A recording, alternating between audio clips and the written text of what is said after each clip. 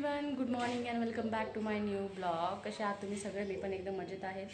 तर आज आहे दिवसाची सुरुवात. खूप छान झालेली आहे माझी. जस्ट आंघोळ करून कामं बिमा आवरले आहेत माझे. स्पृहाला जस्ट आंघोळ घातली आहे आणि इडली लावली आहे. दाखवते तुम्हाला. मस्त माझा चहा उकळतोय आणि इकडे होते इडली. ये इडलीचं पीठ कसं बनवलं ना ते मी तुम्हाला दाखवा.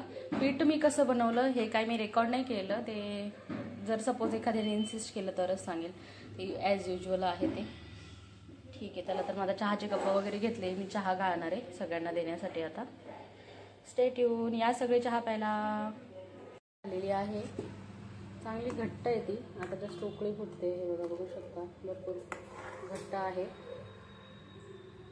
दूध आलं इथं. दूध तापाय ठेवलं आहे आणि इडल्या माझ्या काढून रेडी झालं आहे. हे थोडंसं लटकलं आहे बट खूप स्पॉन्जी आणि खूप सॉफ्ट इडल्या झाल्या आहे. मला खूप छान वाटतं. हे असं खाल्लं ना जरा खरबडीत निघालं यावेळेस.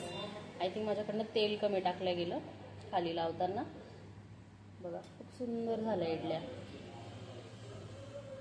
खूपच शॉपिंग केली नॉनव्हेजची. बोंबील, सुकट, ओले बोंबील, नंतर चिकन. आता मी बनवत आहे. इकडे राईस होतोय, ठेवलाय मी बनवायला. येल्लो शिजून घेणार आहे तर कुकर ठेवलाय. कांदा कापलाय. आता जस्ट बनवत आहे मी.